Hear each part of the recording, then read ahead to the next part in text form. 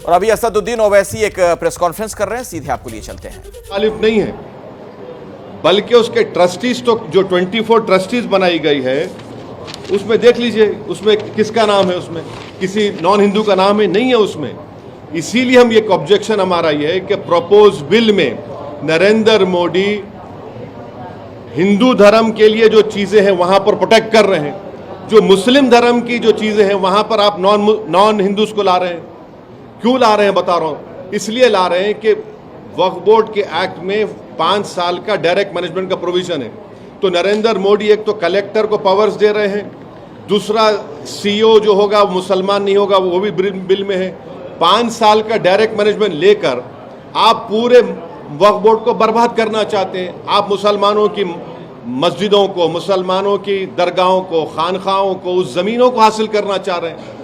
तो वक्फ पर जो बिल लाया नरेंद्र मोदी ने लाया है वो वक्फ को बचाने के लिए नहीं लाया है, वक्फ को बचाने के लिए नहीं बल्कि वक्फ को लूटने के लिए लाए हैं। जिस जमीन का मालिक अल्लाह है, नरेंद्र मोदी कह रहे कि नहीं उसका मालिक मैं हूंगा और कलेक्टर मेरा नायब होगा वहां पर।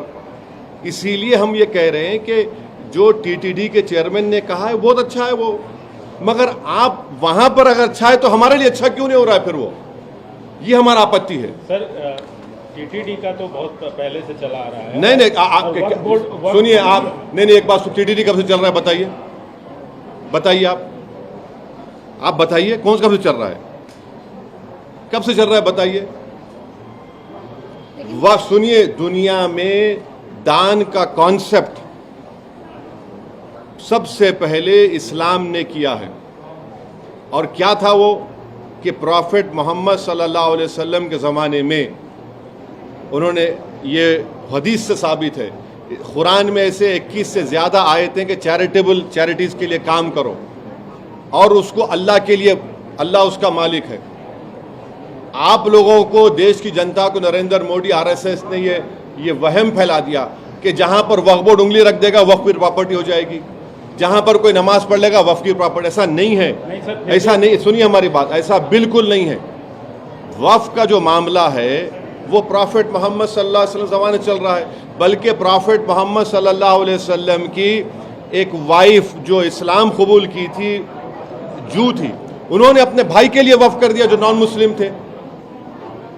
आपको समझने की जरूरत है। देखिए, अगर टीटीडी के लिए कोई चीज अच्छी है तो मुस्लिम धर्म के वक्फ बोर्ड के लिए अच्छी क्यों नहीं होगी वो? वक्फ बोर्ड में इरेगुलरिटीज आई थी तो टीटीडी, सुनिए, वक्फ बोर्ड के लोग ही उसको लूट खा रहे थे, हाँ, इसलिए उसको रेगुलराइज आपको हम एक इस चीज को आप मानते हैं कि नहीं मानते, उसमें इरेगुलरिटीज थी। इरेगुलरिटी का हिंदू एंडोमेंट बोर्ड में नहीं है। आपको हम यहाँ का मिनिस्टर का बयान बताते हैं, तेलंगाना के, उनका परसों का स्टेटमेंट है थोड़े दिन पहले का, कि तेलंगाना एंडोमेंट बोर्ड में धांधली हो रही है, आंध्र प्रदेश के एंडोमेंट। सुनिए, 10 साल आप इस सरकार के साथ रहे, आपने कौन अगर धांधली चल रही है तो कई सालों से चल बहुत रही है। आपका बहुत अच्छा सवाल है। आपका नाम, सुनिए, आपका नाम क्या है? असदुद्दीन ओवैसी है। आपकी जिम्मेदारी थी जाकर, मैं के हिंदू एंडोमेंट बोर्ड का मेंबर हूं, आप लोग मेंबर हैं, आपको जाकर पूछना चाहिए था। तेलंगाना के एंडोमेंट बोर्ड के मिनिस्टर का बयान है, न्यू इंडियन एक्सप्रेस में पढ़ लीजिए, मैं बताता हूं निकाल के आपको। उन्होंने कहा कि यहां पर धांधली हो रही है। शहर के आप सांसद हैं, जब अकबर साहब असेंबली में उठा सकते हैं मंदिरों के हित की बातें, तो आप भी तो उठा सकते थे ये बात। नहीं, देखिए, अकबर साहब ने उठाया। अकबर साहब किसके मातहत काम करते हैं? आपके मातहत, हमारे मातहत। ऐसा देखिए, हमसे बहस मत करिए आप चारों खाने चित हो जाएंगे। सर, अभी आप कह रहे हैं कि वक्त जो है वो क्लेम कर रहा है, तो कई जगहों पे, चाहे वो हैदराबाद में हो या फिर कर्नाटक में हो, कई जगहों पे, महाराष्ट्र में भी मंदिरों को वक्त ने क्लेम किया है। कहाँ पे? महाराष्ट्र में भी ये हुआ, कर्नाटक में हाल में 15 सुनिए, ये आप लोग का एजेंडा है चलाने का। आप लोगों को एक बात मालूम कि वक्फ बोर्ड का सीईओ कौन अपॉइंट करता है? स्टेट गवर्नमेंट अपॉइंट करती है। सेक्शन 26 पढ़ लीजिए 95 एक्ट का। अगर कोई वक्फ बोर्ड गलत काम करता है तो गवर्नमेंट को अपॉइंटी सीईओ है, सीईओ स्टेट गवर्नमेंट को लेटर लिख के दे सकता है कि गलत हो रहा है। सीईओ क्यों नहीं दिया लेटर? आप लोगों को ये बात मालूम ही नहीं। आप लोग झूठ फैला रहे हैं कि नहीं, जहां पर जो गांव ले लिए वो, अरे कैसा लेते भाई, किसका भी कैसा लेते बताइए। नहीं, सुनिए, वक्फ बोर्ड अगर क्लेम कर रहा है और किसी को उससे आपत्ति है तो आप ट्राइब्यूनल जाइए। कौन रोक रहा है? ट्राइब्यूनल किससे बनता है? सेक्शन आर्टिकल 320 ऑफ कॉन्स्टिट्यूशन से बनता है। उस ट्राइब्यूनल में डिस्ट्रिक्ट जज कौन बनाता है? Chief justice of the high court बनाता है, मैं नहीं बनाता हूं, ट्राइब्यूनल है उसका।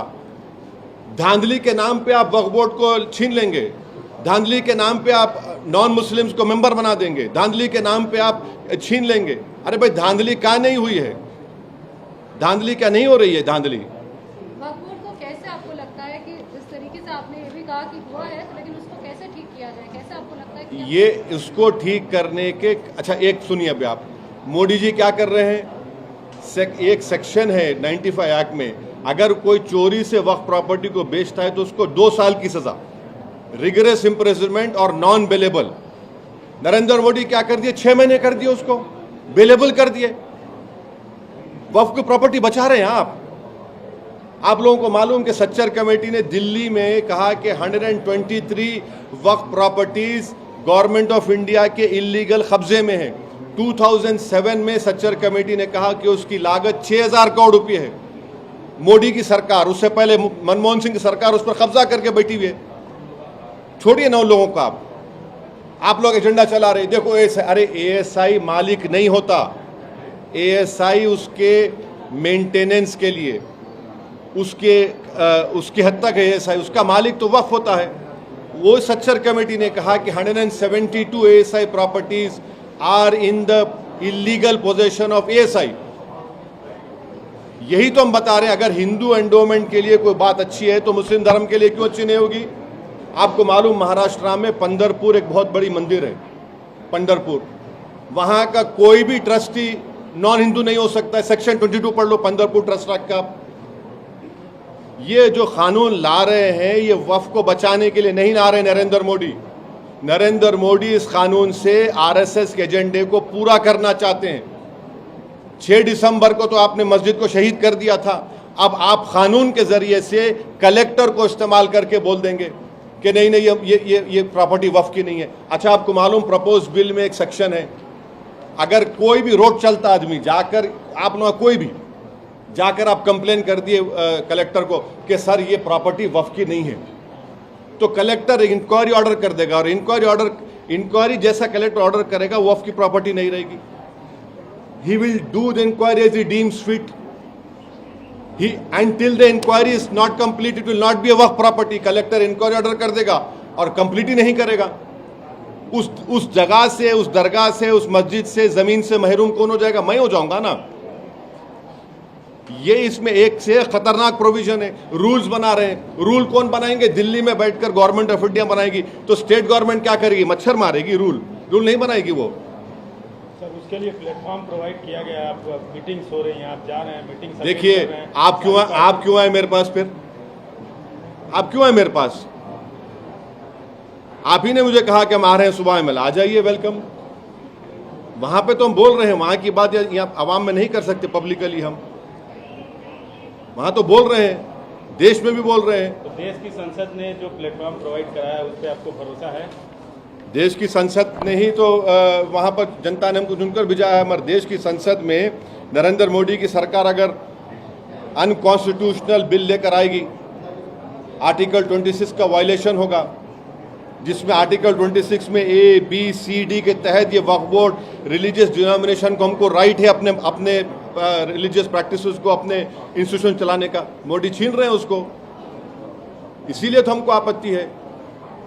भाई, अगर TTD के नए चेयरमैन साथ, TTD के नए जितने मेंबर्स बनाए गए, बताइए उसमें कोई नॉन हिंदू का नाम है?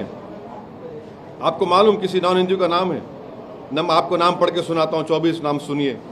नहीं, सुन तो लीजिए मैडम, सुन तो लीजिए। BR Naidu chairman, Prashanti Reddy, MS Raju, Jyothula Nehru, Panabaka Lakshmi, Sambasivarao, Narasi Reddy, Sadasivarao Nannapaneni, Malela Rajasekhar Reddy Goud, Suchitra Ella, Krishna Murthy, Janga Krishna Murthy, Koteswara Rao, Buragappu Anand Sai, Shanta Ram, Naresh Kumar, Saurabh H Bora, Darshan Aran, justice HL Dattu. तो वक्फ संशोधन विधेयक को लेकर आपने असदुद्दीन ओवैसी को सुना। उनका सीधे तौर पर यह कहना कि वक्फ की जो संपत्ति है, जो जमीन है, उसे हड़पने की कोशिश में है बीजेपी।